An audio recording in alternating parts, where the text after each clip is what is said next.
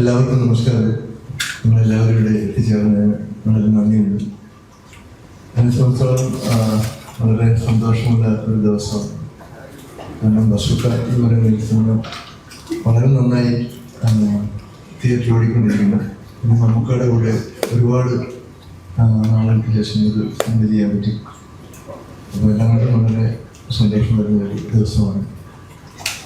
അങ്ങനെ ഇതിൽ ഒരു കഥാപാത്രം ചെയ്യാനായിട്ട് എന്നോട് ആദ്യം പറയുന്നത് കല്ലൂർ ജെനിസ് ചേട്ടനാണ്. ജെനിസ് ചേട്ടൻ്റെ കൂടെ ഞാൻ ഒരുപാട് സിനിമകൾ ഹീറോ ആയിട്ട് അഭിനയിച്ചിട്ടുണ്ട്. പുള്ളിയാണ് ഞാൻ ആദ്യമായിട്ട് ഹീറോ ആയിട്ട് ഇൻട്രൊഡ്യൂസ് ചെയ്ത one of the script writers. അപ്പോൾ എന്നോട് ഇങ്ങനെ ഒരു സംഭവം പറഞ്ഞപ്പോൾ എനിക്ക് വളരെ സന്തോഷം തോന്നുന്നു. വളരെ ഇമ്പോർട്ടൻറ്റ് ക്യാരക്ടറാണ്. അത് കഴിഞ്ഞ് ടീമിനോട് കാര്യങ്ങൾ പറഞ്ഞു. അപ്പോൾ ജോബും നമുക്ക് ഇതിനെക്കുറിച്ച് പറയുകയും ചെയ്തു. നിങ്ങളെല്ലാവരും ബസൂക്ക കണ്ടിരിക്കല്ലോ. ഓക്കെ, അപ്പോൾ വളരെ സന്തോഷമുണ്ട്. നന്ദി, നമസ്കാരം.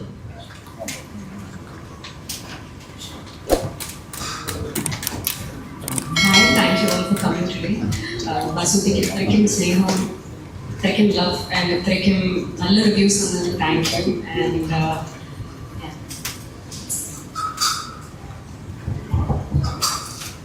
hello everyone, good morning. So thank you so much for coming here today. And bazooka ഇപ്പോൾ തിയേറ്ററിൽ സക്സസ്ഫുള്ളി ഓടിക്കൊണ്ടിരിക്കുകയാണ്. അപ്പോൾ പടം കണ്ടതിനും കണ്ട ആൾക്കാർ നല്ല അഭിപ്രായങ്ങൾ പറഞ്ഞതിൽ ഒത്തിരി സന്തോഷം. ആൻഡ് ഒരു ഇൻട്രാക്റ്റീവ് സെഷനൊക്കെ നമുക്ക് മാറ്റാം. നമ്മൾ മാത്രം സംസാരിക്കുന്നത് പിന്നെ നമ്മളടുത്ത് ചോദിക്കുന്ന ആളുകൾ. സോ പിന്നെ ചോദിച്ചോളൂ.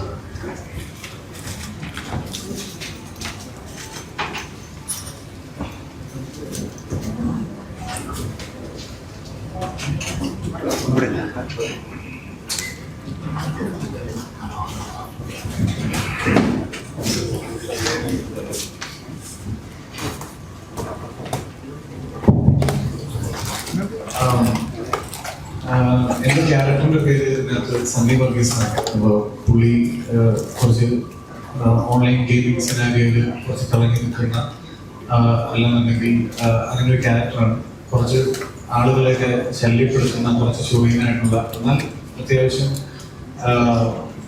എന്താ പറയുക ഇൻ്റലിജൻ്റ് ആയിട്ടുള്ള ഒരു വ്യക്തിയാണ് എന്നാണ് എൻ്റെ ക്യാരക്ടർ ഇതിനകത്ത്. അപ്പോൾ അതാണ് എൻ്റെ ക്യാരക്ടറിനെ കുറിച്ച് പറയുന്നത്.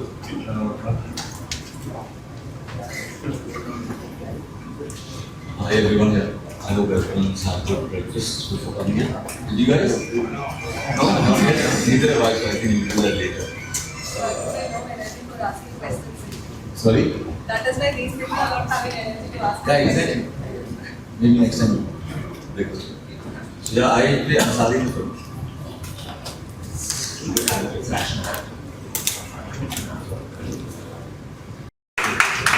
Please do us one. പടം എല്ലാവർക്കും ഇഷ്ടപ്പെട്ടു.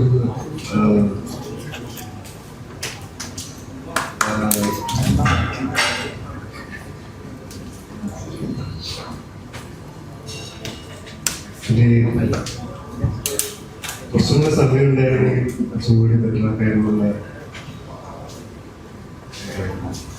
എനിക്ക് എക്സ്പീരിയൻസ് ഇല്ല. സംസാരിച്ചിട്ട്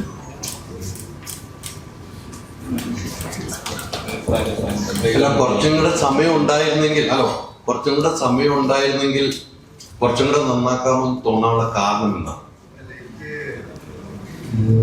ലാസ്റ്റ് പടം കണ്ടപ്പോൾ എനിക്ക് കുറച്ചും കൂടി എനിക്ക് ഫീൽ ചെയ്താണ് കേട്ടോ. എനിക്ക് എന്റെ വർക്കിനെ കുറിച്ച് നമുക്ക് എല്ലാവർക്കും അങ്ങനെയല്ലേ, നമ്മൾ അഭിനയിച്ച് കഴിയുമ്പോൾ കുറച്ച് നന്നാകാനും തോന്നും. ഇത്തരം ഒരു സിനിമയ്ക്ക് മ്യൂസിക് ഇതിന്റെ ഈ സിനിമയൊന്ന് പിടിച്ചിരുത്തുന്നതിന് ശരിക്കും നമുക്ക് കണ്ടപ്പോൾ അതിന്റെ ബാക്ക്ഗ്രൗണ്ട് സ്കോർ മ്യൂസിക്കുകളൊക്കെയാണ്.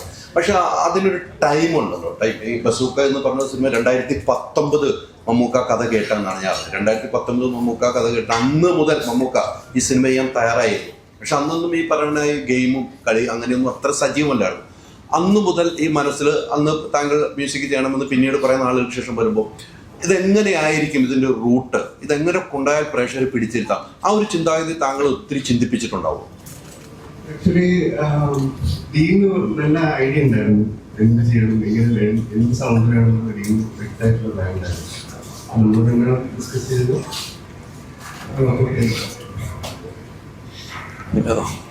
സംസാരം വളരെ കുറവല്ലേ, മ്യൂസിക്കിൽ മാത്രമേ ഉള്ളൂ അല്ലേ?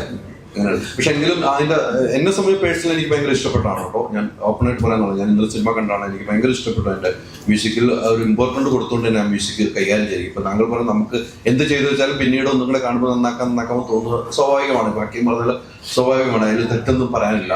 പക്ഷെ ഇതിൽ ഓരോ മ്യൂസിക്കുകൾ ചെയ്യുമ്പോഴും മമ്മൂക്കായുടെ ഒരു എൻട്രിക്ക് കൊടുക്കുന്ന മ്യൂസിക്കിന് മറ്റ് മ്യൂസിക്കിന് ഒരു ചലഞ്ചിങ് ഉണ്ടാവും താങ്കൾക്ക്. മമ്മൂക്ക ചെയ്തു വെച്ച സിനിമകൾ എല്ലാം കണ്ട് വളർന്നു വന്ന താങ്കൾ എങ്ങനെയാണ് മമ്മൂക്ക ഓരോ എൻട്രിക്കും വ്യത്യാസമുണ്ട്, 3-4 ഗെറ്റപ്പിലും മമ്മൂക്ക അവരാണ്. അത് എത്രമാത്രം ചലഞ്ചായിരുന്നു?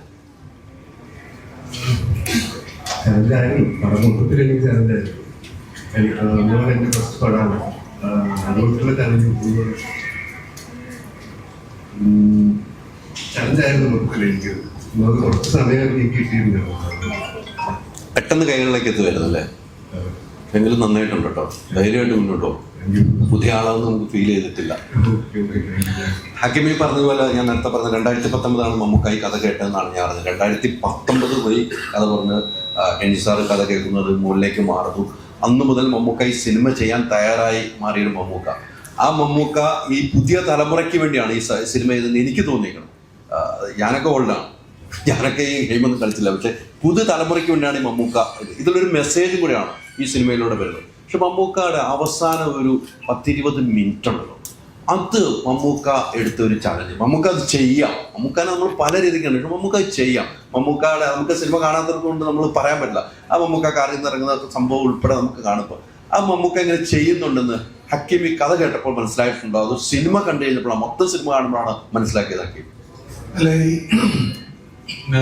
ഞാൻ ഈ പരിപാടി അറിയുന്നത് 2022 സമയത്തൊക്കെയാണ് എനിക്ക് വർക്ക് കിട്ടുന്നത്. ആക്ച്വലി പടം ചെയ്യാനിരുന്നത് വേറൊരു ആളായിരുന്നു. പുള്ളിക്ക് ഡേറ്റ് ഇല്ലാത്തതുകൊണ്ടാണ് എന്നാ പിന്നെ ഇത് ചെയ്യട്ടെ എന്ന് വെച്ചാൽ അത് എൻ്റെ ഒരു ഭാഗ്യം കൂടിയാണ്. കാരണം ലിറ്ററലി എനിക്ക് തോളോട് ചേർന്ന് ഇരുന്ന് ഒരു 10-15 ദിവസം ഇതുപോലെ അഭിനയിക്കാൻ പറ്റുക എന്ന് പറയുന്നത് ഞാൻ ഭയങ്കര ക്യൂരിയസ് ആയിട്ട് കണ്ടിരുന്നിട്ടേ ഉള്ളൂ. കാരണം നമ്മുടെ വെള്ളച്ചെടുക്കാനൊന്നും ഞാൻ പോയിട്ടില്ല. അവിടെ വെറുതെ പേടിച്ച് തന്നെയാണ് ഞാൻ അവിടെ ഇരുന്നിട്ടുള്ളത്. അപ്പൊ എനിക്ക് മമ്മൂക്കയുടെ പ്രോസസ്സാണ് ഞാൻ ഭയങ്കരമായിട്ട് അത്ഭുതപ്പെട്ടു പോയത്.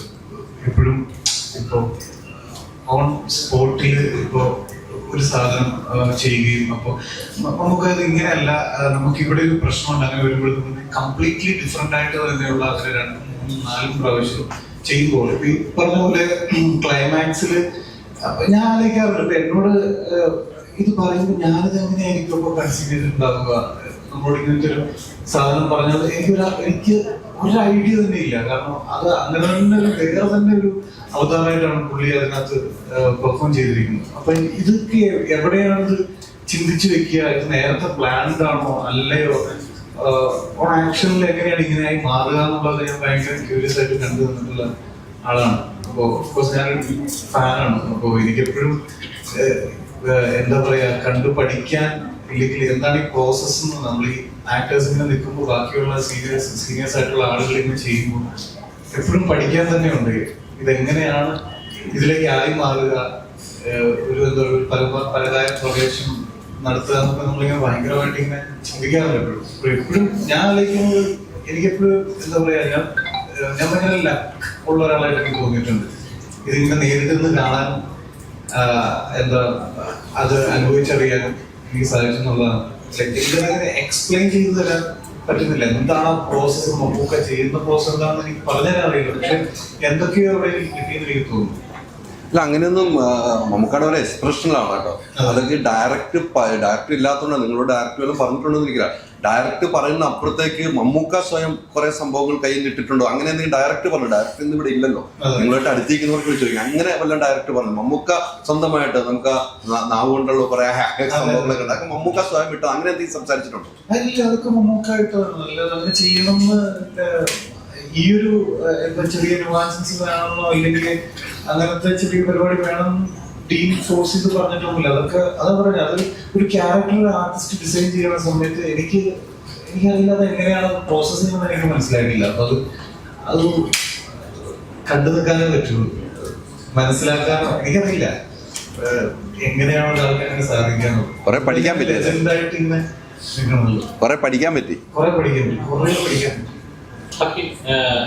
ഇത് 2019 തുടങ്ങിയ ഒരു ജേർണിയാണ്. 2019 തുടങ്ങിയ ജേർണിയാണ്. ഇപ്പൊ 2025. അപ്പൊ ഈ ഇത്രയും ഇതിന്റെ അടുത്ത് കുറെ. പക്ഷെ എന്നോട് ചോദിച്ചിട്ടുള്ള എന്റെ സുഹൃത്ത് സർക്കിളിൽ നിന്നാണെങ്കിലും ഫാമിലിയിൽ നിന്നാണെങ്കിലും ബസൂക്ക എന്നാണ് പ്ലീസ്, ബസൂക്ക എന്നാണ്. അവർക്ക് ബസൂക്കയെ കുറിച്ചാണ് അറിയില്ല. അത് നമ്മൾ പ്രൊമോഷൻ നടത്തിയിട്ടല്ല, പക്ഷെ ആളുകൾ അറിയും മമ്മൂക്കപ്പടം ചെയ്ത്. അപ്പൊ അതേപോലെ തന്നെ കാരണം സിനിമ ഇറങ്ങി നല്ല റെസ്പോൺസുകൾ വന്നുകൊണ്ടിരിക്കുന്നു. പക്ഷെ ഒരു സൈഡിൽ ഒരു നെഗറ്റീവ് റിവ്യൂസ് പോക്കിന്റെ റിവ്യൂ ഇന്നലെ ഇറങ്ങിയായിരുന്നു. അപ്പം താങ്കൾക്കെതിരെ എനിക്ക് കുറച്ചുകൂടെ പേഴ്സണൽ റിവ്യൂ പോലെ എനിക്ക് തോന്നുന്നു. കാരണം ഞാനിങ്ങനെ പബ്ലിക്കിന്റെ ഒപ്പീനിയൻ കേട്ട് എന്താ പറയാ പൊങ്ങുകയോ അല്ലെങ്കിൽ അവരെ ഡിഗ്രേഡ് ചെയ്ത് ഞാൻ താഴുകയോ ചെയ്യാൻ നിൽക്കാറില്ല. കാരണം അങ്ങനെ ചെയ്ത് നമുക്കിവിടെ യാത്ര ചെയ്തെത്താൻ പറ്റില്ല. ആളുകൾ എന്ത് പറയുമെന്ന് ആലോചിച്ചിട്ടുണ്ടെങ്കിൽ എനിക്ക് തോന്നുന്നില്ല. കാരണം ഇപ്പോ ഒരു റിവ്യൂ കേട്ട് നമ്മള് സിനിമയ്ക്ക് പോകാതിരിക്കുന്നതാണ് എപ്പോഴും നല്ലത്, പോകാൻ ആഗ്രഹിക്കുന്നുണ്ടെങ്കിൽ. അങ്ങനെയാണെങ്കിൽ ഒരുപാട് കാര്യങ്ങൾ മിസ്സാവുകയും ഒരുപാട് കാര്യങ്ങൾ നമ്മുടെ ആന്റിസിപ്പേഷൻ കൂടുകയും ചെയ്യും. അപ്പോൾ ഒരിക്കലും ഒരു റിവ്യൂ കേൾക്കണം, നിങ്ങൾ തന്നെ പോയി പടങ്ങൾ കാണുക. നിങ്ങൾ ഈ റിവ്യൂസ് നെഗറ്റീവ് ആണെങ്കിലും പോസിറ്റീവ് ആണെങ്കിലും ഇത് കേട്ട് പടത്തിന് പോകുന്നുണ്ടെങ്കിൽ നിങ്ങളുടെ തിയേറ്റർ എക്സ്പീരിയൻസിന് അത് വല്ലാതെ ബാധിക്കും. മാത്രമല്ല നെഗറ്റീവ് കേട്ടിട്ടാണ് പോകുന്നുണ്ടെങ്കിൽ പോകാതിരിക്കുന്നത് എന്നുള്ളൊരു തീരുമാനം ഉണ്ടെങ്കിൽ ഈ പടത്തിന് നെഗറ്റീവ് കേട്ടോ ഇനി ഞാൻ പോകുന്നില്ല എന്ന് വിചാരിച്ചാൽ ഈ പറയുന്ന ഇപ്പൊ ബസൂക്കയാണെന്നുണ്ടെങ്കിൽ അതിന്റെ മമ്മൂക്കയുടെ ഇത്രയധികം നല്ല പെർഫോമൻസ് നിങ്ങൾക്ക് കാണാൻ പറ്റില്ല എന്നതാണ് എന്റെ ഒരു കാര്യം തോന്നിയിട്ടുള്ളത്. ചേട്ടാ ഈ നേരത്തെ വന്ന റിവ്യൂവിന്റെ കേസില് ആ പുള്ളിയെ റിവ്യൂ പറയുന്നതിനിടയ്ക്ക് ഒരു ഘട്ടത്തിൽ പറയുന്നുണ്ട് ബസ്സിൽ ഇരിക്കുന്ന മമ്മൂക്കയുടെ കഥാപാത്രം ഭയങ്കര ബുദ്ധിമാനാണ്, ബസ്സിലിരിക്കുന്ന ഒരാളോട് വെറുതെ ഈ കഥയൊക്കെ പറയുകയാണ് എന്നുള്ള രീതിയിൽ ഒരു സംഭവം പറയുന്നത്. ശരിക്കും സിനിമ കണ്ടവർക്കറിയാം എന്തുകൊണ്ടാണ് ഹക്കിമത്തൊരുവിന്റെ കഥാപാത്രത്തിനോട് മമ്മൂക്ക അങ്ങനെ ആ ഒരു കഥ പറയുന്നതെന്ന് എല്ലാവർക്കും മനസ്സിലാവും. പക്ഷെ ഈ അശ്വൻ കോക്കിന്റെ റിവ്യൂല് പറയുന്നത് എന്തിനോ വേണ്ടി പറയുന്നു എന്നുള്ളത്. അപ്പൊ എനിക്ക് തോന്നിയത് ഒന്നെങ്കിൽ പുള്ളി സിനിമ കണ്ടിട്ടില്ല, ആരോ പുള്ളിക്ക് അത് ടെക്സ്റ്റ് ചെയ്യോ അല്ലെങ്കിൽ കണ്ട ആരെങ്കിലും പറഞ്ഞു കൊടുത്തോ ആകാനാണ് സാധ്യത. അല്ലെങ്കിൽ പുള്ളിക്ക് ആ പോർഷൻ മനസ്സിലായി. പക്ഷെ മനസ്സിലാകാൻ അങ്ങനെ വഴിയില്ല. കാരണം അത്രയും ഒരു മുതിർന്ന ഒരാൾക്ക് അത് കണക്ട് ആയില്ലെന്ന് പറയുമ്പോൾ എന്തോ ഒരു മിസ്റ്റേക്ക് തോന്നി. ഏകദേശം ആ 4.29 സെക്കൻഡ് ആ വരുന്നത് ഞാൻ പ്രത്യേകിച്ച് ശ്രദ്ധിച്ചു. പിന്നെ റിപ്പീറ്റ് അടി ഞാൻ കേട്ട കുഴപ്പമാണോ പറയാൻ വേണ്ടി റിപ്പീറ്റ് ചെയ്തപ്പോഴും പുള്ളി അതിനകത്ത് പറയുന്നത് വെറുതെ ഒരു യാത്രക്കാരനോട് കുറെ കഥകൾ പറയുന്നു എന്നാണ്. ഫസ്റ്റ് ഓഫ് ഓൾ എന്റെ ക്യാരക്ടറിനോട് നമുക്ക് ഈ കാര്യങ്ങൾ പറയുന്നതിന് ഒരു കാരണമാണ്. എന്തുകൊണ്ടാണ് പുള്ളി മൈന്യൂട്ടായിട്ട് സബ് കോൺഷ്യസ്ലി പുള്ളി കഥ പറയാൻ പറ്റില്ല. അപ്പൊ ഇൻഫ്ലുവൻസ് ചെയ്യാൻ ശ്രമിക്കുന്ന തരത്തിലാണ് നമുക്കിത് സ്ക്രിപ്റ്റ് കിടക്കുന്നത്. എന്നാലേ അത് വർക്കാവുള്ളൂ. ഫസ്റ്റ് ഓഫ് ഓൾ അതിന് കാരണമുണ്ട്, എനിക്ക് ഇവിടെ റിവീൽ ചെയ്യാൻ പറ്റില്ല. രണ്ടാമത്തെ കാര്യം എന്ന് പറഞ്ഞിട്ടുണ്ടെങ്കിൽ സിനിമയിൽ നമ്മൾ ലോജിക്ക് നോക്കരുത് എന്നുള്ളതാണ്. അതുകൊണ്ടാണ് അത് സിനിമയാവണം. ഇല്ലെങ്കിൽ നമുക്കൊരു ഡോക്യുമെന്ററിയോ ഇല്ലെങ്കിൽ വേറെ എന്തെങ്കിലും ചെയ്താൽ പോലെ. സിനിമ എന്ന് പറയുന്നത് ലോജിക്കിന് അത്ര കൊടുക്കേണ്ട പ്രാധാന്യം അത്രേ ഉള്ളൂ. പക്ഷെ ശരിക്കും അതിന്റെ ഒരു ലോജിക്ക് പ്രശ്നമാണെന്ന് എനിക്ക് തോന്നിയില്ല. ഞാൻ ഈ കാര്യമൊന്നുമല്ല, ഞാൻ രണ്ടാമത് വേറൊരു പോയിന്റായിട്ട് പറഞ്ഞതാണ്. ഈ പറഞ്ഞ കാരണത്തിന് പുതിയ കാരണം പറഞ്ഞിട്ടുണ്ടെങ്കിൽ അതിന് കാരണമുണ്ട് എന്നുള്ളതാണ്. നമ്മൾ മര്യാദയ്ക്ക് സിനിമ കണ്ടിട്ടുള്ള ആളുകൾക്ക് മനസ്സിലാവാൻ പറ്റും അതിന് കാരണമുണ്ട്. കേട്ടായിരുന്നോ? അത് ഞാൻ കേട്ടായിരുന്നു. ഈ പറഞ്ഞ ശ്രദ്ധിച്ചോ? ഞാൻ ശ്രദ്ധിച്ചു എന്നുള്ളതാണ്. പക്ഷെ ഞാൻ പറഞ്ഞില്ല, ഞാൻ മൈൻഡ് ചെയ്യാറില്ല. ഇപ്പൊ ഈ പറഞ്ഞ പോലെ വേറൊരു കാര്യം ഇപ്പൊ ബ്രോ എന്ന് വിളിക്കുന്ന എന്തൊക്കെയോ പറഞ്ഞു കേട്ടു. പക്ഷെ ഞാൻ ബ്രോ എന്ന് വിളിക്കാറുണ്ട്. അപ്പൊ എനിക്കതില് അരോചകം തോന്നിയില്ല. രണ്ടാമത്തെ വേറൊരു കാര്യം എന്ന് പറഞ്ഞിട്ടുണ്ടെങ്കിൽ ഈ ക്യാരക്ടർ എങ്ങനെയാണ്, ഇയാൾ ഇറിറ്റേറ്റിംഗ് ആണ്. എന്റെ ക്യാരക്ടർ കുറച്ച് ഇറിറ്റേറ്റിംഗ് ആണ്. കൂടെ ഇരിക്കുന്ന ആളുകളുടെ അല്ലെങ്കിൽ അവരുടെ കംഫർട്ട് സോൺ മര്യാദ കൊടുക്കാത്ത ഒരാളാണ് ഈ എന്റെ ക്യാരക്ടറിനകത്ത്. അപ്പോ അയാൾക്ക് അങ്ങനെ ചെയ്യും. അയാൾ ബ്രോക്ക് വിളിക്കും, ചിലപ്പോ വേറെ എന്തെങ്കിലും പറയും, വെറുതെ അടുത്തിരിക്കുന്നവരോട് ചോദിക്കും, ഹെഡ്സെറ്റ് വെക്കാതെ ഫോണിൽ ലൗഡായിട്ട് പാട്ട് കേൾക്കുമ്പോൾ കോൾ ചെയ്യും. അത് നമ്മുടെ കൂടെ ഉണ്ടാവില്ല. ഇപ്പൊ തിയേറ്ററിൽ വന്നിരിക്കുന്ന ഇതെല്ലാം ചെയ്യുന്ന ആൾക്കാരുണ്ടാവില്ല. അപ്പൊ അങ്ങനത്തെ ഒരു സ്വഭാവമുള്ള ഒരു വ്യക്തിയാണ്. അയാൾക്ക് ആ ഒരു സോഷ്യൽ ക്യൂ ഇല്ല ഈ സണ്ണി വർഗീസ് എന്ന് പറയുന്ന ക്യാരക്ടർ. അതങ്ങനെ ചെയ്തത്. എന്താ പറയാ, സിനിമ ഇതെങ്ങനെ ചെയ്യുന്നത് നമ്മൾ വെറുതെ ചെയ്യുന്നതല്ല. ഇതിനൊക്കെ ഒരു റീസൺസ് ഉണ്ട്. എന്നാലേ അയാളെ അങ്ങനെ രീതിയിൽ നമുക്ക് പോർട്രേറ്റ് ചെയ്താൽ ഈ സിനിമയിൽ ഇത് ലാൻഡ് ആവുള്ളൂ. അതുകൊണ്ടാണ് അങ്ങനെ നമ്മൾ പ്ലേസ് ചെയ്തിരിക്കുന്നത്. ഇപ്പൊ ഒരാളുടെ അഭിപ്രായം റിവ്യൂ ഈ രീതിയിൽ നെഗറ്റീവ് ആയിക്കോട്ടെ പോസിറ്റീവ് ആയിക്കോട്ടെ പറയാനുള്ള സ്വാതന്ത്ര്യം ഓരോരുത്തർക്കുണ്ട്. പക്ഷെ ഈ സിനിമയെ കൃത്യമായി മനസ്സിലാക്കാതെ വെറുതെ ജഡ്ജ് ചെയ്യുന്നത് ഒരു മോശം പരിപാടിയായിട്ട് ഇത് വേറെ കാര്യം പറഞ്ഞാൽ ഇത് ഇവരുടെ വൈദ്യപ്പെടുന്ന പ്രശ്നമാണ്. ഇപ്പൊ ഇവരുടെ ചെയ്യുന്ന ആളുകളുടെ ഒക്കെ. അപ്പൊ അതിനൊരു ഫാൻ ബേസ് ഉണ്ട്, അതിന് ഇവിടെ ആൾക്കാരുണ്ട് കാണാൻ. ആക്ച്വലി ഇപ്പോ അങ്ങനെ വന്നിരുന്ന് പറയുമ്പോൾ, അങ്ങനെ രണ്ടു മൂന്ന് തക്കടിക്കുമ്പോൾ, അങ്ങനെ ഒരു വേഷം കിട്ടി വന്നിരിക്കുമ്പോഴൊക്കെ അവിടെ ആൾക്കാരുണ്ട്. അത് വേറെ തന്നെ ഒരു എന്റർടൈൻമെന്റ് ഏരിയയിൽ മാറിയിട്ടുണ്ട് ഇപ്പൊ. അപ്പൊ അത് സിനിമയെ ബാധിക്കുന്നുള്ളതിൽ എനിക്ക് യാതൊരു വിശ്വാസമില്ല. തീർച്ചയായിട്ടും സിനിമയെ ബാധിക്കില്ല. കാരണം ആളുകൾ മണ്ടന്മാരല്ലോ, അത്ര പേര് റിവ്യൂ കണ്ടിട്ടാണ് സിനിമയ്ക്ക് പോവുക. അപ്പൊ നമ്മള് ഇപ്പൊ എനിക്ക് എന്തെങ്കിലും കാണുന്നുണ്ടെങ്കിൽ ഞാൻ പോയി കാണുന്നുണ്ടെങ്കിൽ എനിക്കൊരു അഭിപ്രായം ഉണ്ടാക്കും. അതാണ് നമ്മൾ ചെയ്യേണ്ടത്. അതാണ് നമ്മളൊരു എന്താണ് പറയാ വാല്യൂ എന്ന് പറയുന്നത്, മനുഷ്യന്റെ വാല്യൂ. ഒരാളെ അടുത്ത് വന്ന് പുറത്ത് കേരളത്തിൽ നടക്കുന്നു ഞാൻ വിശ്വസിച്ച് ഇവിടെ പറയുമല്ലോ. ഞാൻ പോയി നോക്കി എനിക്ക് ധാരണ ഉണ്ടെങ്കിലല്ലേ ഞാനത് ഷെയർ ചെയ്യാവുള്ളൂ. അപ്പോ തീർച്ചയായിട്ടും പടം കണ്ട അഭിപ്രായം എടുക്കുക എന്നുള്ളതാണ് ചെയ്യേണ്ട ഒരു കാര്യം. ബാക്കി നെഗറ്റിവിറ്റിയൊന്നും ബാധിക്കില്ല. ബാബുചേട്ടാ, ഈ പറഞ്ഞ കലോട്ടിനീസ് എന്ന് പറഞ്ഞ വ്യക്തിയുടെ ഒത്തിരി സ്ക്രിപ്റ്റിൽ അഭിനയിച്ചിട്ടുണ്ട് അല്ലെ? നല്ല ഹിറ്റുകൾ നൽകിയ ഒരു വ്യക്തിയാണ്. അങ്ങനെ നല്ല ഹിറ്റുകൾ നൽകിയ അദ്ദേഹത്തിന്റെ മകന്റെ ഒപ്പം വേറൊരു സിനിമ സംവിധാനത്തിൽ അദ്ദേഹത്തിന്റെ സ്ക്രിപ്റ്റിലും അഭിനയിക്കുന്നു. രണ്ട് എക്സ്പീരിയൻസ് ആണ്. അച്ഛന്റെ സ്ക്രിപ്റ്റിൽ അഭിനയിക്കുന്നു, ഇപ്പൊ മകന്റെ സ്ക്രിപ്റ്റിൽ. അപ്പൊ ജനറേഷനാണ് ഞാൻ ആലോചിക്കുന്നത്. ബാബുചേട്ടന്റെ ആ എക്സ്പീരിയൻസ് അച്ഛന്റെ കൂടെ അഭിനയിച്ചപ്പോഴും മകന്റെ കൂടെ അഭിനയിച്ചപ്പോഴും, അച്ഛന്റെ സ്ക്രിപ്റ്റ് മകന്റെ സ്ക്രിപ്റ്റും ഡയറക്ടറും എങ്ങനെയാണ് എക്സ്പീരിയൻസ്? അത് അച്ഛൻ്റെ കൂടെ അഭിനയിച്ചിട്ട് ഏറ്റവും കൂടുതൽ എപ്പ് കണ്ട പ്രദേശം സിനിമയാണ്. ഭയങ്കരമായിട്ട് എപ്പോഴും ആൾക്കാരെ മനസ്സിലാക്കിക്കൊണ്ടിരിക്കുന്നത് ഒരുപാട് സിനിമകൾ, കമ്പോളം, പല സിനിമകളാണ്. അപ്പൊ എന്നെ സംബന്ധിച്ചുള്ള ഈ ജനറേഷൻ ഗ്യാപ്പ് ഒരിക്കലും ഫീൽ ചെയ്തിട്ടില്ല.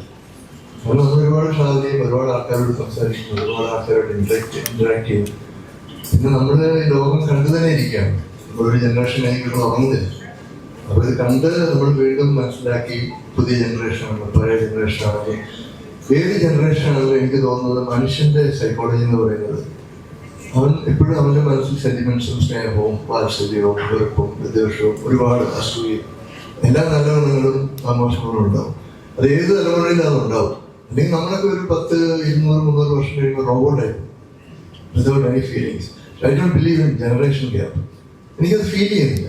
ഒന്നാമത് ഈ പിന്നെ ടീമും ഒക്കെ ആണെങ്കിൽ, അതുപോലെ ഇപ്പോഴത്തെ പുതിയ തലമുറയുടെ പല ഡയറക്ടേഴ്സ് തമിഴിലും തെലുങ്കിലും കന്നഡത്തിലും മലയാളത്തിലും ഒക്കെ നമ്മുടെ സിനിമ കണ്ട് വളർന്ന ആൾക്കാരുണ്ട്. അപ്പൊ ആ ഒരു സ്നേഹം എപ്പോഴും ഉണ്ടാവും, റെസ്പെക്ട് ഉണ്ട്. അപ്പൊ ആ ഒരു ഡിസ്റ്റൻസ് ഒരിക്കലും ഫീൽ ചെയ്യുന്നില്ല. പിന്നെ ഇത് വലിയൊരു ഭാഗ്യമല്ലേ, അച്ഛൻ്റെ സ്ക്രിപ്റ്റിൽ അഭിനയിക്കുക, അല്ലെങ്കിൽ മകന്റെ സ്ക്രിപ്റ്റിൽ അഭിനയിക്കുക, അല്ലെങ്കിൽ ജീവന്റെ മകന്റെ സ്ക്രിപ്റ്റിൽ അഭിനയിക്കാൻ പറ്റുന്ന വിചാരിക്കട്ടെ. നമുക്ക് മനസ്സിൽ വരുന്ന ഒരു ആക്ഷൻ ഫിഗറാണ്, ആക്ഷൻ നായകൻ എന്നുള്ള അപ്പൊ ഇന്ന് മലയാള സിനിമയിൽ നടക്കുന്ന ഒരു ആക്ഷൻ പാറ്റേൺ ഉണ്ടല്ലോ. അപ്പൊ പ്രത്യേകിച്ച് മമ്മൂക്ക ചെയ്യുന്ന ഒരു പ്രത്യേക സ്വാഗ് ഉണ്ട് ചെയ്യുന്നത്. ഈ സിനിമയിൽ പ്രത്യേകിച്ച് കയ്യിലുള്ള ഒരുപാട് രംഗങ്ങളുണ്ട്. ചേട്ടൻ പെർസ്പെക്റ്റീവ് ഒക്കെ എങ്ങനെയുണ്ട് ആ ഒരു ആക്ഷനിൽ മമ്മൂക്ക ആക്ഷൻ? വളരെ നന്നായിട്ടുണ്ട്. കാരണം മമ്മൂക്കയുടെ ഒരു സ്റ്റൈലുണ്ട്. ആ ഒരു സ്റ്റൈലിൽ അത് ഓരോ ആർട്ടിസ്റ്റും അത് ചെയ്യുന്ന ഒരു സ്റ്റൈലാണ്. ആ സ്റ്റൈൽ ആൾക്കാർക്ക് ഇഷ്ടപ്പെടുമ്പോഴാണ് ആ ആർട്ടിസ്റ്റിന്റെ ഒരു സക്സസ് എന്ന് പറയുന്നത്, അല്ലെങ്കിൽ കൈഡി കിട്ടുന്നത്. മമ്മൂക്ക വളരെ നന്നായിട്ട് ചെയ്തിട്ടുണ്ട് ചെയ്ത സംഭവങ്ങളൊക്കെ. അതുപോലെ ഈ ഒരു ഇത്രയും നാള് കഴിഞ്ഞിട്ടും അത് കീപ്പപ്പ് ചെയ്യുന്ന ഒരു സംഭവം വളരെ അത്ഭുതാവകമാണ്. അതുപോലെ ഇപ്പൊ മലയാള സിനിമ നടക്കുന്ന ഒരു ആക്ഷൻ പാറ്റേൺസ് ഉണ്ടല്ലോ, ശരിക്കും അത്രയും വയലൻസ് വേണം, അല്ല ആ ആക്ഷൻ അത്രയും ഇത് ഇന്റൻസിറ്റി വേണം എന്ന് കരുതുന്നു. ചേട്ടൻ ഒരു ആക്ഷൻ ഹീറോ എന്ന ലെവലിൽ ചോദിക്കുക, അത്ര ഇന്റൻസിറ്റി അല്ല അത്ര ഒരു പാറ്റേൺ വേണം എന്ന് കരുതുന്നുണ്ട്. അതിപ്പം ഓരോ ഫിലിം മേക്കേഴ്സിന് അവരുടേതായ ആവിഷ്കാര സ്വാതന്ത്ര്യം. അപ്പൊ അവർക്ക് താല്പര്യമുള്ള അല്ലെങ്കിൽ അവർ കൺസീവ് ചെയ്യുന്ന രീതിയിലായിരിക്കും അവർ സിനിമ എഴുതുന്നത്. ചില രണ്ട് ടൈപ്പ് സിനിമകളുണ്ട്. ഒന്ന് പ്രൊഫഷണൽ സിനിമ എന്നുണ്ട്. അപ്പൊ എന്റെ ഐഡിയാസ് എന്റെ രീതിയിൽ ഞാൻ സിനിമ എഴുതി ജനങ്ങൾക്ക് കൊടുക്കുന്നു. ജനങ്ങൾ സ്വീകരിച്ചാൽ ഭാഗ്യം, സ്വീകരിച്ചില്ലെങ്കിൽ പോയി. അല്ലെങ്കിൽ ഞാൻ എന്റെ ഐഡിയാസ് എല്ലാം മാറ്റി വെച്ചിട്ട്, എന്റെ കോൺസെപ്റ്റ് എല്ലാം മാറ്റി വെച്ചിട്ട് ജനങ്ങൾക്ക് വേണ്ടി ഒരു സിനിമകൾക്ക് പ്രസന്റ് ചെയ്യും. ഏറ്റവും സേഫ് അതാണ്, ജനങ്ങൾക്ക് വേണ്ടി ഒരു സിനിമ എഴുതുന്നതാണ്. പിന്നെ ഈ വയലൻസിന്റെ കാര്യം പറയുമ്പോൾ നമുക്ക് ഒരു സിനിമ പുറത്തു വന്നു കഴിഞ്ഞാൽ അത് കൺട്രോൾ ചെയ്യുന്ന ബോഡീസ് ഉണ്ട്. അതായത് സെൻസർ, അതുപോലെ സെൻസർ മോഡി വേറെ ബോഡീസ് ഉണ്ട്. അവർക്ക് ഡെഫിനറ്റ്ലി അതിനെ കൺട്രോൾ ചെയ്യാൻ പറ്റും. പിന്നെ ജനങ്ങൾക്കൊരു ചോയ്സ്, ഈ സിനിമ ഞാൻ കാണണോ അല്ല എൻ്റെ കുട്ടികളെ കാണിക്കണോ എന്നൊരു ചോയ്സ്. അതും ഓരോ റേറ്റിംഗ് ഉണ്ട്. പിന്നെ ഇപ്പോഴത്തെ ആക്ഷൻ എന്ന് പറഞ്ഞാൽ ഞാൻ പലതും കണ്ടിരിക്കുന്ന ഞാൻ വളരെ റഫായിട്ടുള്ള ആക്ഷൻ ആണ് എനിക്ക് ഏറ്റവും ഇഷ്ടം. അതായത് ഒരിടി കൊണ്ടിട്ട് ആൾക്കാർ പറന്നു പോയി, വേറെ ജീപ്പ് വീണ്, ജീപ്പ് മറിഞ്ഞ്, അങ്ങനെയൊക്കെയുള്ള കുറെ ഗിമിക്സ് ഇപ്പോൾ വരുന്നുണ്ട്. അതുപോലെ ഒത്തിരി വയർ ടെക്നിക്സ്, വയർ ചാടി പൊങ്ങി, അതായത് നമ്മുടെ എന്താ പറയുന്നത് ഗ്രാവിറ്റേഷൻ പുള്ളിനൊന്നും യാതൊരു വലിയ കൽപ്പിക്കാത്ത എൻ്റെ സിനിമകൾ കണ്ടറിയാം. ചന്ദാക്കാർക്ക് വെച്ച് ഒരു ഇടി കൊണ്ട് അത് ഇപ്പുറത്ത് ഇങ്ങോട്ട് വീഴത്തുള്ളൂ, പറന്നു പോകുന്നൊരു പരിപാടി. അപ്പൊ അതെനിക്കൊരു ഇതായിട്ട് തോന്നിയിട്ടുണ്ട്. പിന്നെ സിനിമാറ്റിക് എക്സ്പീരിയൻസ്, ചില സിനിമകൾക്ക് അത് ആവശ്യമാണ്. ഇപ്പൊ റേഡിയെ വെച്ചൊരു സിനിമ എടുക്കുകയാണെങ്കിൽ അല്ലെങ്കിൽ അങ്ങനെ സൂപ്പർ നാച്ചുറൽ പവർ ഒക്കെ ആണെങ്കിൽ ഓക്കെ. മമ്മൂക്കയുടെ ഇപ്പോൾ ഇത്രയും വർഷം എക്സ്പീരിയൻസ് ഇപ്പോഴും തുടക്കക്കാരനുള്ള രീതി തന്നെയാണോ? എങ്ങനെ? മമ്മൂക്കയുടെ ഇപ്പോൾ എക്സ്പീരിയൻസ് ഇത്രയും വർഷത്തെ പുതിയ തുടക്കക്കാരനുള്ള രീതി തന്നെയാണ് ഇപ്പോഴും മുന്നോട്ട് പോകുന്നത്? തീർച്ചയായിട്ടും അത് ഞങ്ങൾ തമ്മിലുള്ള ഒരു എത്ര വർഷങ്ങൾക്ക് പുതിയ പോകുന്നതിന് തൊട്ടുള്ള ഒരു ബന്ധമാണ്. അതാണ് ഞാൻ ആദ്യം മമ്മൂക്കയെ കാണുന്നത്. ആ ഒരു എന്താ പറയുന്ന സംഭവം എപ്പോഴും ഇങ്ങനെ മുന്നോട്ട് പോകുക. ഈ സിനിമയുടെ ഈ കോർ കോണ്ടന്റ് പോകുന്ന ഒരു ഗെയിമിംഗ് എന്ന് പറഞ്ഞൊരു ഒരു കോർ കോണ്ടന്റ് ഗെയിമിംഗ് എന്ന് പറഞ്ഞൊരു സബ്ജക്റ്റുമായിട്ടാണ്. അപ്പൊ ഈ പറയുന്ന പോലെ എത്ര പേർക്ക് കണക്ട് ആകും എന്നുള്ളൊരു ചോദ്യം വരുന്നു. ഗെയിം കളിച്ചിട്ടുള്ള, അല്ലെങ്കിൽ നമുക്കറിയാമല്ലോ ഫോണിൽ പാമ്പും കോണിയൊക്കെ കളിച്ചിട്ടില്ലേ, അല്ലെങ്കിൽ മറ്റേ ആപ്പിൾ തിന്നുന്ന പാമ്പിനൊക്കെ കളിച്ചിട്ടില്ലേ. ബേസിക് ഗെയിമിന്റെ കൺസെപ്റ്റ് അതിന്റെ തുടക്കം ഇവിടെ നിന്നൊക്കെയാണ്. ഗെയിമിങ് മനസ്സിലാവാതിരിക്കേണ്ട കാര്യമൊന്നുമില്ല. ഞാൻ ഗെയിം കളിക്കുന്ന ഒരാളാണ്. എൻ്റെ വീട്ടിൽ PS5 ഉണ്ട്. അപ്പോൾ ഇത് വലിയ എന്താ പറയാ, മനസ്സിലാവില്ലാത്ത വേറൊരു ഏരിയയോ അല്ലെങ്കിൽ മനസ്സിലാവില്ലാത്തതിന്റെ ഒരു പരിപാടിയൊന്നും അല്ല. പിന്നെ തീർച്ചയായിട്ടും ഇപ്പോഴത്തെ കുട്ടികൾക്ക് ഇപ്പോൾ ഉള്ള കുട്ടികളോട് ഗെയിമിങ് എന്താണെന്ന് നമ്മൾ പറഞ്ഞു കൊടുക്കേണ്ട ആവശ്യമില്ല. നമ്മളെക്കാൾ കൂടുതൽ ഗെയിം കളിക്കുന്ന അറിയുന്ന ആൾക്കാർക്ക് തന്നെയാണ്. പിന്നെ ഭയങ്കര സിമ്പിൾ ആയിട്ട് തന്നെയാണ് ഇത് എന്താണെന്ന് നമ്മൾ മനസ്സിലാക്കി കൊടുത്തിരിക്കുന്നത്. കാറ്റഗറൈസ് ചെയ്യാൻ ചാൻസ് ഉണ്ട്. കുറച്ചും കൂടെ ഗെയിമിംഗ് ബേസ്ഡ് ആൾക്കാരിലേക്ക് പോകാൻ ആ ഒരു ഏജ് ഗ്രൂപ്പിലുള്ള ആൾക്കാരിലേക്ക് കാറ്റഗറൈസ് ചെയ്യാൻ സാധ്യത ഇല്ല. അങ്ങനെ ഇതാ പറയുക, ഈ പൊതുവെ ഇതൊരു മമ്മൂക്ക പടമാണ്. അതുകൊണ്ട് തന്നെ നമ്മൾ ട്രീറ്റ് ചെയ്തിരിക്കുന്നത് നമുക്ക് വലിയ ആളുകൾക്ക് മനസ്സിലാവുന്ന രീതിയിൽ ഇത് ഇന്ന കാറ്റഗറിക്ക് മാത്രം കാണാൻ പറ്റുന്ന പടം അങ്ങനെയൊന്നുമില്ല. ഇപ്പൊ കുട്ടികൾക്ക് ഓൾറെഡി ഇഷ്ടപ്പെട്ട് തുടങ്ങിയിട്ടുണ്ട്. അപ്പൊ അവർ ചെയ്തുകൊണ്ടിരിക്കുന്ന കാര്യമാണല്ലോ. അവരുടെ ഓൺലൈൻ ഗെയിമിങ്സിനായി നമ്മുടെ കാര്യം മനസ്സിലാക്കി നമുക്ക് ഈ ലോകത്തുള്ള എല്ലാ ഫിലിം ഇൻഡസ്ട്രീസും മ്യൂസിക് ഇൻഡസ്ട്രീസും എടുത്തിട്ടുണ്ടെങ്കിൽ അതിനേക്കാളും വലിയ $1 ട്രില്യൺ ഇൻഡസ്ട്രിയാണ് ഗെയിമിംഗ് ഇൻഡസ്ട്രി. നമുക്കറിയില്ലാത്തതുകൊണ്ടാണ്. അപ്പോൾ ആക്ച്വലി അതാണ് ബാക്കിയുള്ള എന്റർടൈൻമെന്റ് ഇൻഡസ്ട്രിയേക്കാളും വലിയ ഇൻഡസ്ട്രിയാണ് ഗെയിമിംഗ് ഇൻഡസ്ട്രി.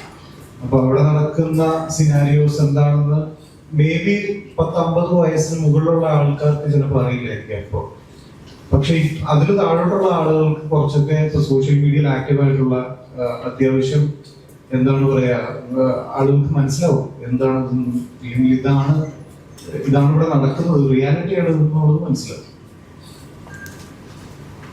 ഈ ഒരു മൊമെന്റിൽ ഏറ്റവും കൂടുതൽ മിസ് ചെയ്യുന്നത് മമ്മൂക്കയാണ്. ബസൂക്ക ഇറങ്ങി കഴിഞ്ഞിട്ടുള്ള മമ്മൂക്കയുടെ ഒരു റിയാക്ഷൻ. മമ്മൂക്ക ഭയങ്കര ഹാപ്പിയാണ്. മെസ്സേജ് അയച്ചിരുന്നു, ഞങ്ങൾക്ക് എല്ലാവർക്കും മെസ്സേജ് അയച്ചിരുന്നു, ഡയറക്ടറിന് മെസ്സേജ് അയച്ചിരുന്നു. പുള്ളി പറഞ്ഞു ഇങ്ങനെ തന്നെ പോട്ടെ, അടിപൊളിയായിട്ട് തന്നെ പോട്ടെ, ഭയങ്കര ഹാപ്പിയാണ്. Sumit bro, your experience this time? As always, fantastic. So just want to be back here again. Once again joining hand with Mamukka. Yeah. Yes. Bilal coming. I don't know, man. Everybody's asking the same question, but even I wish I knew more about Bilal. But then, let's keep our fingers crossed and see if it does happen for all of us. Thank you.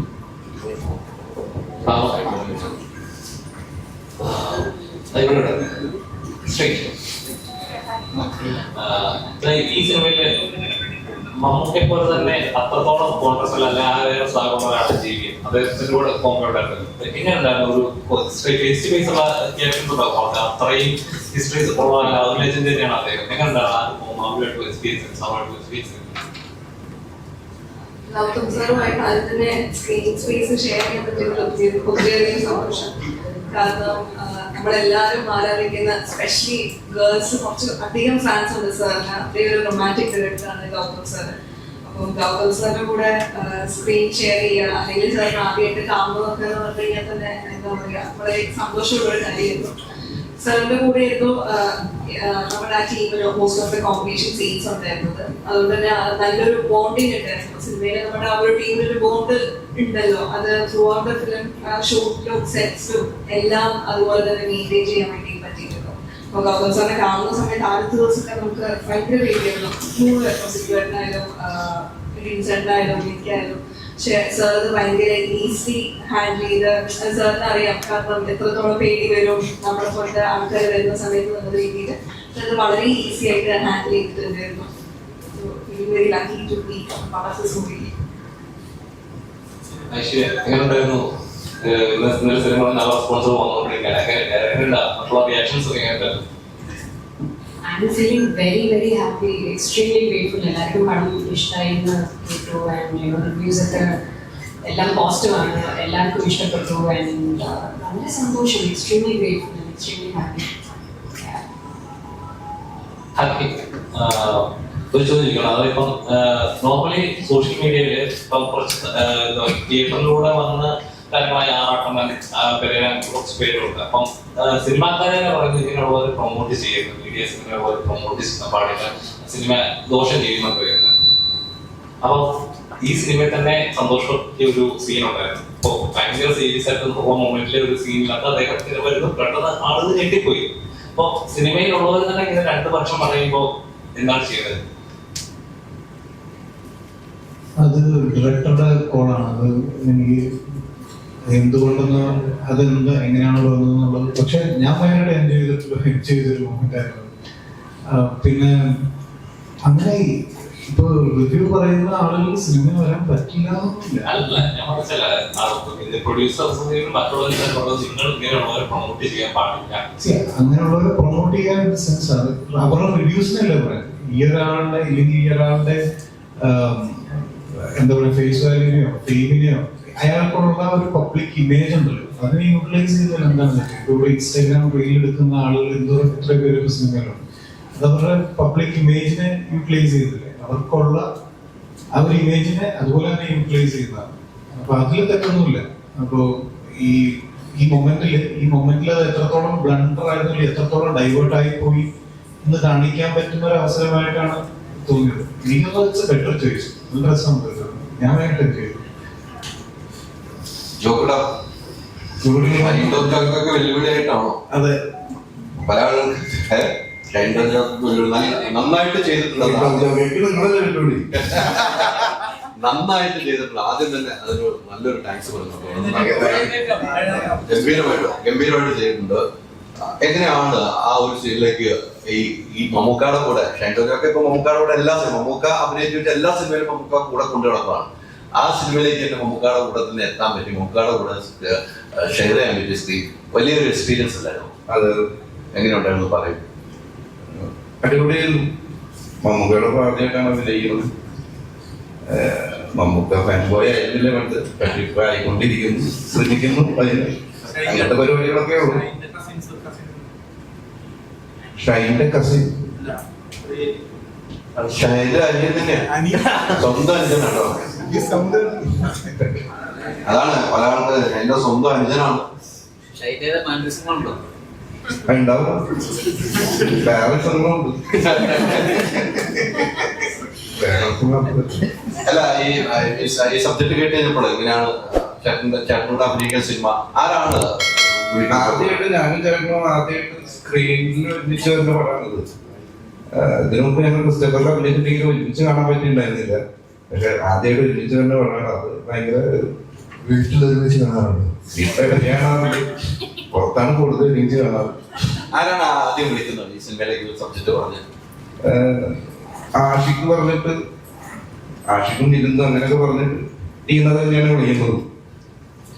അങ്ങനെ പോയി അറിഞ്ഞിട്ട് 5 ദിവസം വിളിച്ചു, പിന്നെ 2 ദിവസം വിളിച്ചു, 3 ദിവസം, 4 ദിവസം അല്ലേ?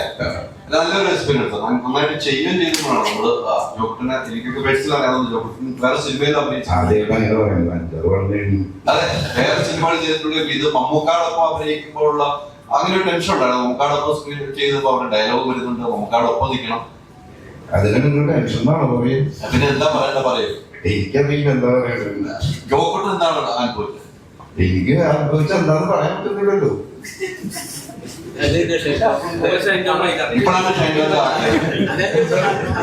ഞാനൊരു എക്സ്ക്യൂസ് പറയാണ്. കാരണം എനിക്ക് ഒരു അടുത്ത പരിപാടി 2-3 പടങ്ങൾ ഇറങ്ങിയിട്ടുണ്ട്. അതിന്റെ പ്രൊമോഷൻ വന്നിട്ട് ഷൂട്ടിംഗ് വേണ്ടി ഇറങ്ങിയിട്ടുണ്ട്. അതുകൊണ്ട് ഞാനൊന്ന് പയ്യെ എനിക്ക് കാലിക്കട്ട് എത്തണം. അതുകൊണ്ട് ഞാൻ എന്നോട് ദയവായി ക്ഷമിക്കുക. എല്ലാവരും സിനിമ എൻജോയ് ചെയ്യാം. Thank you so much. എല്ലാവർക്കും all the best. Thank you എല്ലാവർക്കും. Thank you so much.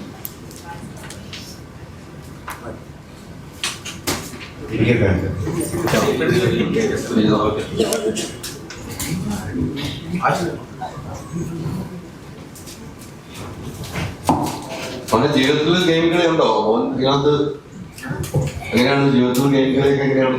ഞാൻ ഗെയിം നല്ല അഡിക്റ്റ് ഒന്നല്ല. ഈ സിനിമ പഠിച്ചാലോ? ഇല്ലില്ല, എനിക്ക് ഗെയിം കളിക്കാൻ നല്ല ഇഷ്ടമാണ്. അപ്പൊ ഇത് അങ്ങനെ റോള് കിട്ടിയപ്പോൾ നല്ല രസമായിരുന്നു ചെയ്യാൻ. ജോയ്സ്റ്റിക്ക് നല്ല അത്യാവശ്യം ചെയ്യാനൊക്കെ ഉണ്ടല്ലോ. ഞാൻ ഇങ്ങനെ പ്രവർത്തിക്കൊണ്ടൊക്കെ ഇരുന്നത് നല്ല രസമായിട്ട് സ്ക്രീനിൽ കാണാനുണ്ട്. അതിന് തന്നെ സന്തോഷമുണ്ട്. സിനിമ കണ്ടു കഴിഞ്ഞപ്പോൾ ഈ ഷൂട്ടിംഗ് സമയത്ത് പേരൻസ് ഒക്കെ എപ്പോഴും ഉണ്ടായിരുന്നു. സിനിമ കണ്ടു കഴിഞ്ഞപ്പോൾ എന്താണ് പറഞ്ഞത്? സിനിമ കണ്ടു കഴിഞ്ഞപ്പോ അച്ഛനമ്മയും നന്നായിട്ടുണ്ട് പറഞ്ഞു. എല്ലാരും നന്നായിട്ടുണ്ട് എന്ന് പറഞ്ഞു. ഇത്തിരി എള്ളിച്ച കൂടി മമ്മൂട്ടിക്കോടെ കൂടെ ഒരു നല്ലൊരു റോള് ചെയ്യാൻ പറ്റി. അപ്പൊ എല്ലാരും കണ്ടവരൊക്കെ നന്നായിട്ടുണ്ട് എന്ന് പറഞ്ഞു. ഇനിയും കുറെ ആൾക്കാർ കാണാനുണ്ട്. അപ്പൊ ഇത്രയും വലിയൊരു സിനിമയിൽ ഇവരൊക്കെ ഒപ്പം അഭിനയിക്കാൻ പറ്റിയത് നല്ല സന്തോഷം. ലൊക്കേഷനിൽ ലൊക്കേഷനിൽ ഞാൻ അത്ര സംസാരിക്കാൻ പറ്റിയിട്ടുണ്ടായിരുന്നില്ല. 1-2 സീനല്ലായിരുന്നു. എന്നാലും എന്നൊക്കെ ചോദിച്ചു, എന്തൊക്കെ വിശേഷം എന്നൊക്കെ ചോദിച്ചു. അതൊക്കെ സന്തോഷം. പിന്നെ ഇത്രയും വലിയൊരാളുടെ കൂടെ അത്യാവശ്യം കുറച്ച് ഇമ്പോർട്ടൻസ് ഉള്ള റോള് ചെയ്യാൻ പറ്റില്ലോ. അത് സംസാരിക്കണേക്കാളും ഫോട്ടോ എടുക്കണേക്കാളും ഒക്കെ വലിയൊരു സന്തോഷം.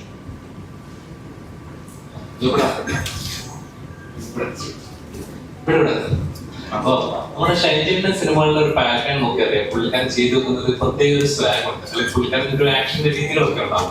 എപ്പോഴെങ്കിലും അത് എന്തെങ്കിലും ഇൻസ്പയർ ചെയ്യണം, അല്ല അതൊന്ന് ഫോളോ ചെയ്യണമെന്ന് തോന്നിയിട്ടുണ്ടോ? ചെറുപ്പത്തിലുള്ള ചേട്ടൻ കണ്ടിട്ടുണ്ടോ? ഇല്ലല്ലോ. ഇപ്പോഴുള്ള ചേട്ടനെ അത് അറിയില്ലല്ലോ. നിങ്ങൾക്ക് അറിയില്ലല്ലോ. പറഞ്ഞിട്ട് കാര്യമില്ലല്ലോ.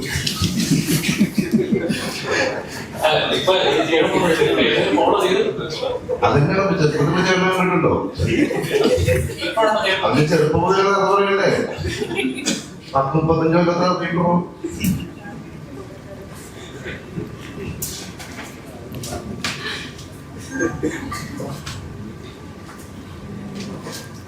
നമ്മുടെ എഡിറ്റർ വരുന്നുണ്ട്.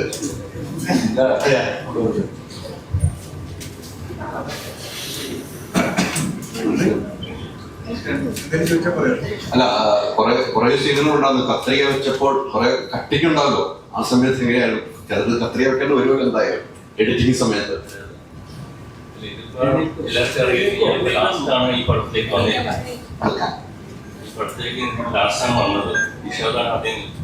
അതെ അതെ.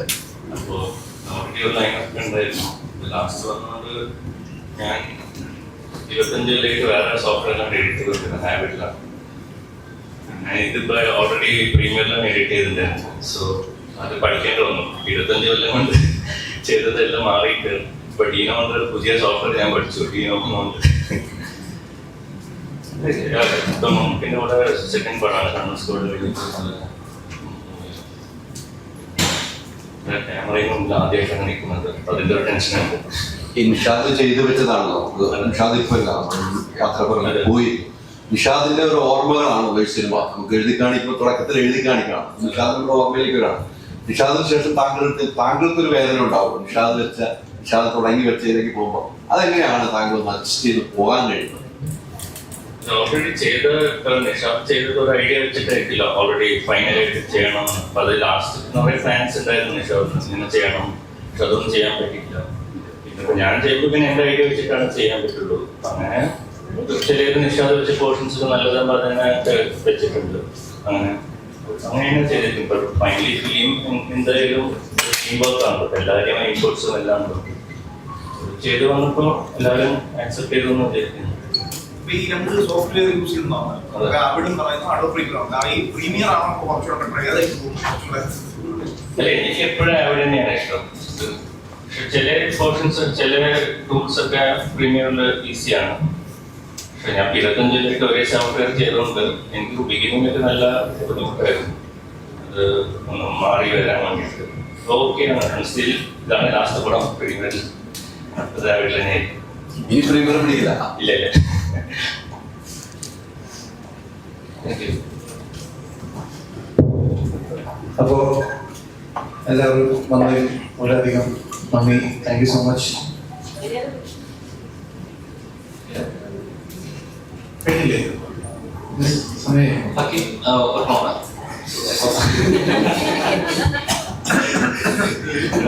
അതായത് ഇപ്പം ഒരു കുറച്ചൊക്കെ പറയുന്നത് ആവിഷ്കാര സ്വാതന്ത്ര്യം എന്ന സാധനം. അപ്പം ഒരു കലാകാരനെ സംബന്ധിച്ച് വളരെയധികം പ്രധാനപ്പെട്ട ഒരു കാര്യമാണ് ആവിഷ്കാര സ്വാതന്ത്ര്യം. അപ്പം ചില കാര്യങ്ങളിൽ നമ്മൾ ആത്മാർത്ഥമായിട്ട് ഇന്ന പോലെ ഓഡിയൻസിലേക്ക് എത്തണം. സിനിമ എന്നൊരു കലാരൂപം അതാണ്. ഇപ്പൊ നമ്മുടെ പ്രതിഷേധങ്ങളായിരിക്കാം, നമ്മുടെ അഭിപ്രായങ്ങളായിരിക്കാം, നമുക്ക് സമൂഹത്തിൽ എത്തിക്കേണ്ട പല കാര്യങ്ങളും നമ്മൾ സിനിമയിലൂടെ എത്തിക്കും. പക്ഷെ അതിലും കത്രിയ വീഴുമ്പോൾ അല്ലെങ്കിൽ ഇന്ന കാര്യങ്ങൾ പറയരുത്, ഒരു അധികാരത്തിന്റെ പുറമെ ഇന്ന കാര്യം ആരും അറിയണ്ട എന്ന് പറഞ്ഞൊരു സംഭവം ഉണ്ടല്ലോ.